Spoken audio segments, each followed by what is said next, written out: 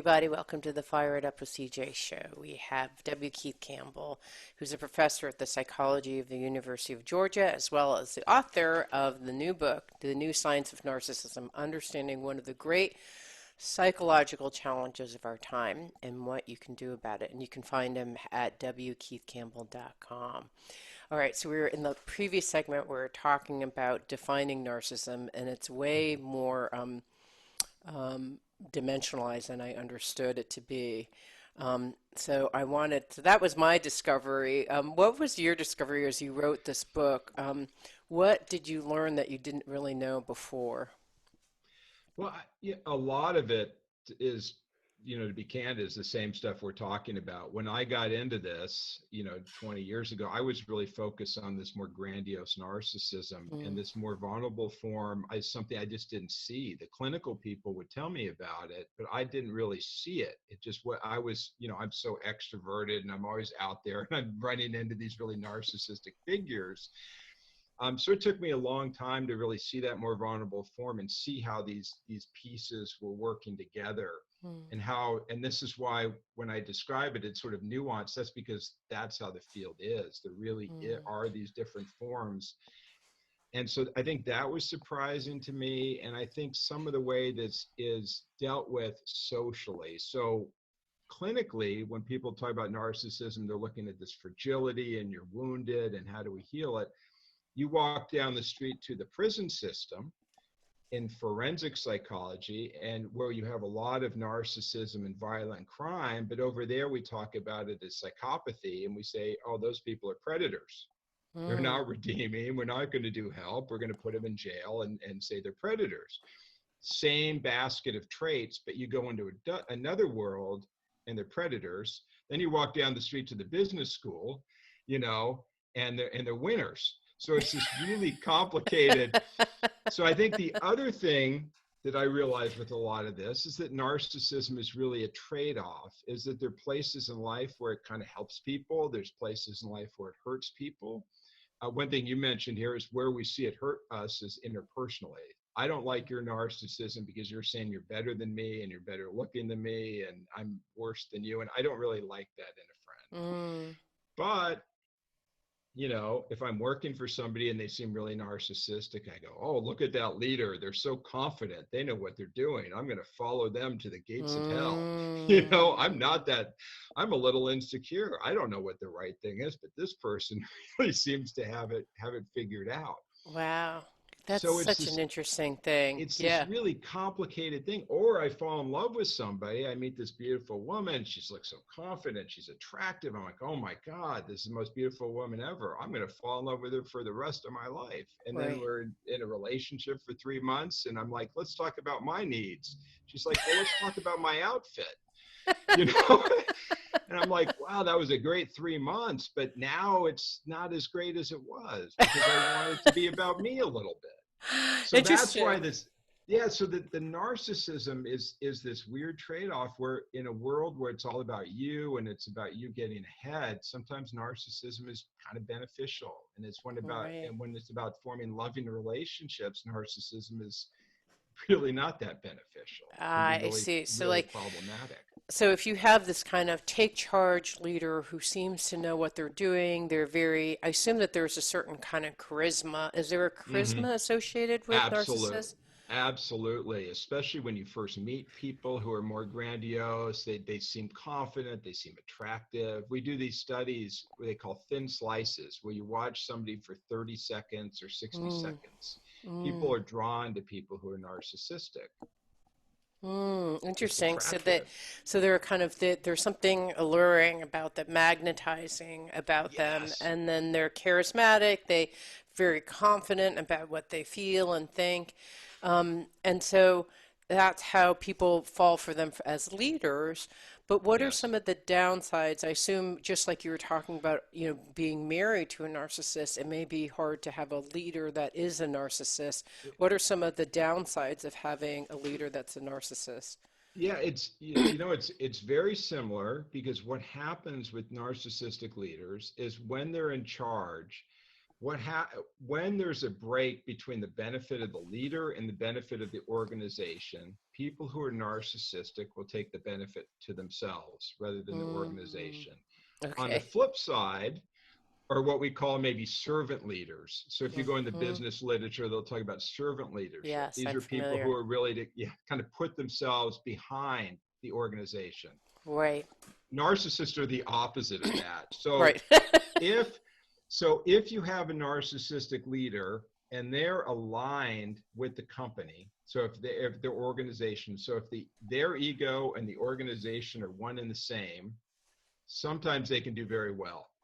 So a lot of these companies that you have a very strong founder, a very strong charismatic leader can do well because the ego of the individual and the success of the company are aligned. But if that's the case and you're working for one of these leaders, they're going to be a tyrant, because if you're not helping the company, they're just going to crush you and get rid of you and bring somebody else in, because you got to Mm. be working to make them successful. So sometimes those narcissistic leaders can be good at making the company succeed, but they're really hard to work for. Mm. Okay, I've seen Other these narciss things. other types of narcissistic leaders are kind of lazy and they just want to be told they're great, and they're not fun to work for either, but they're not that hard. They're just demanding of attention and admiration, and you know Oh, okay, got it. I've actually seen all these different yeah. so there's the tyrant, there's kind of the lazy. What are the other forms of Oh, narcissism? I haven't ever tried a typology. This is the first time with leadership. I never, Yeah. usually you see this more aggressive when they're, I guess another form that would be interesting that we see in the literature is an unethical form, where you see somebody as a leader and they're narcissistic. So there's a lot of slippery ethics. You see this in finance a lot, Yes. where they're kind of cooking the books and, things, they're the classic cases like Enron and Tyco back in the day, and they keep happening. But you have a leader who's in charge, things are going well, things start to fall apart. They cover it up by making a bunch of crooked deals. Right. So And they they'll have no pay. problem. How is it that they lie, cheat, manipulate, and feel like it's okay? Like, So this is a great question. One hand, I'm thinking of like Theranos or something. mhm. Sometimes people will get in the mindset that this will work out. I'm right. Look, we've got some setbacks here. Things aren't working. I'm just going to cover this up. No one's going to know better. I'll just move some money around. I'll lie to people a little bit, but I'm going to pull this off. So Right. sometimes they're lying to themselves. Mm. But this is the challenge with narcissism and psychopathy and all of these traits, is that people who are narcissistic or psychopathic say, I look out for myself. I look out for number one. That's the smart thing to do. You, CJ, who are trying to be a caring person, are a fool. And Oh. you are just going to lose because I'm going to win because I look out for me. Okay, got it. So that's their So it's mindset. So it's a they don't care if they competitive, lie or cheat. It's like, you got to win.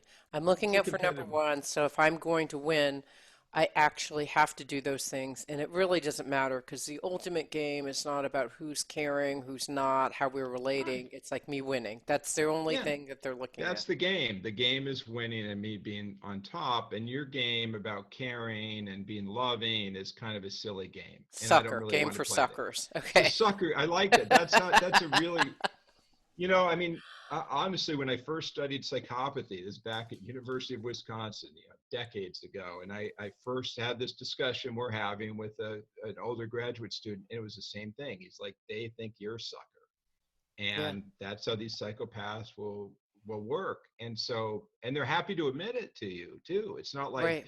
how do you find out somebody's a narcissist? Because they kind of tell you, Right. because it kind of Okay. works for So how do you work with, because I've seen this so many times in corporations, them. people amass power and they don't do things in the benefit of the organization. They do things to amass more power and to be right. And so, this is particularly happens in large corporations where there's a turf war, which you see Hmm. oftentimes. And so, whether you're working for someone who your boss is a narcissist, or you actually are working along and you're competing against some of the narcissists, how do you win and still be in integrity? um, I mean, I think that's the choice we all make. It's just how to act with some integrity. I mean, other than do it. But what you're saying is, in these big organizations, they're turf wars. We call them fiefdoms in Okay, academics. But when people fiefdoms. will set up their little, people Yes, set up their little turf, and they right. grow power and amass power, and they fight with other people. And how do you play this game if you're in the organization? Because you're like, you don't have the power. You've got to join one of these colonels who are fighting each other, because you've got to be Right. on one of their teams. So what I usually tell people is, first of all, protect yourself, keep records of everything, number one, because if things go bad, you don't want to get thrown under the bus. So just be Mm, sure to protect yourself, be sure not to be too trusting, build allies in the organization, that are the people you do trust, that are maybe at your level, so you know what's going on. You all have shared information about these mm, people in power. And then with narcissistic leaders, you have some choices. One, you can suck up to them and kind of manipulate them that way. And if you do that, they might want to keep you around. Um, you can try to get them fired. I mean, that's a dangerous thing always in any structure, because people can come back at you if you don't do it successfully. So another thing you can do that I've mentioned before and people laugh, but I'm just telling you again, is you can try to get them promoted. So if you have a really narcissistic leader, you so just they're try to out of get your them. life? Yes, yes, you try to get them promoted out of your life. You say, man, you were doing such a great job. Let's see if we can get you a better position. You deserve it. And Yes, then I you're see. protected and their ego's protected. So Oh. that's kind of the ways you think about it. But a lot of it is really dealing with that, how to protect yourself, how to not let them harm you personally, how Mm, to, because what happens is there's deception. And we see a lot with narcissism something called the self-serving bias, which is basically, if I succeed, I take the credit, and if I fail, I blame everyone around me.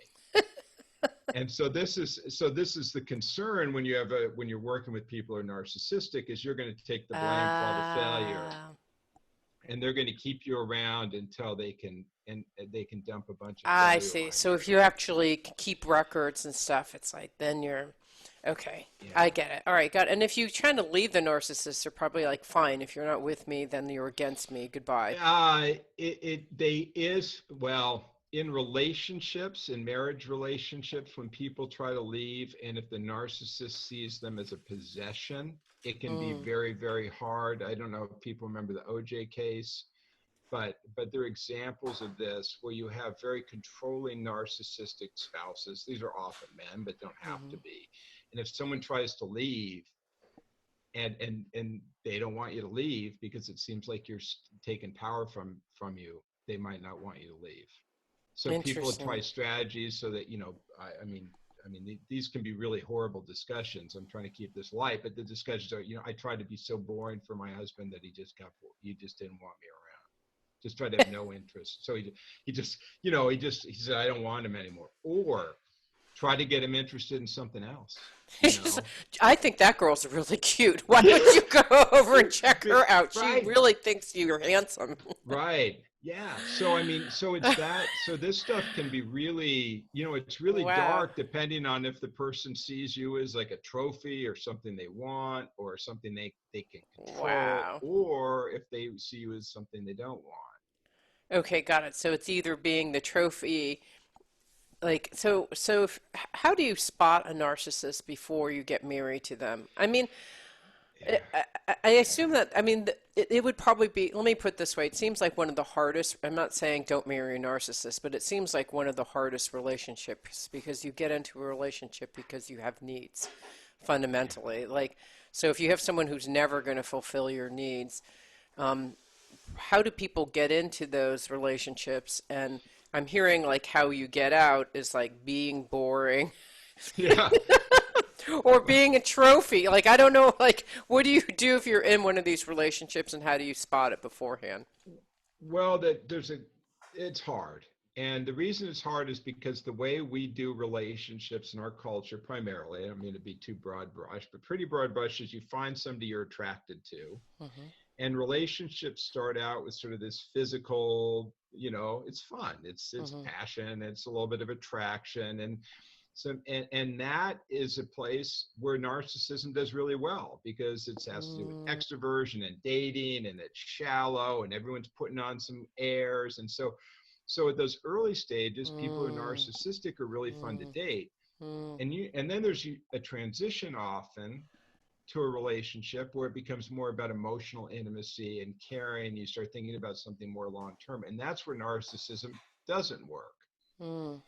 So you're in a position where people who are narcissistic are going to look really attractive for people you want to date, but they're not going to be attractive for marriage. So the trick is two tricks. One is slow down, because often what we find, and there's some new research on this that was after the book came out, but some people who fall in love very quickly can get in these relationships with narcissists because they're just sort of faster at it, so they don't see the red flags because they go so quickly.